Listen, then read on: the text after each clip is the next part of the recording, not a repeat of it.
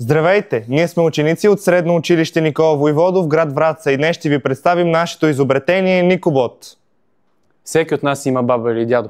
Някои от тях живеят сами, имат строя в ежедневието си и има нужда помощ да се грижат за здравето си. С моят екип направихме проучване и установихме големия брой мъже и жени в България, които живеят сами. Както можете да видите, данните са фрапиращи и всяка година числата стават все по-големи и по-големи. Затова с нашия екип си зададохме въпросът как можем да помогнем на възрастните, като улесним тяхното ежедневие.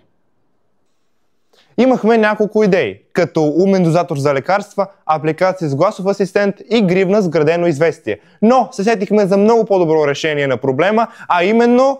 Никобот. Никобот е програмиран от нашия екип да се грижи за здравословното състояние на възрастните.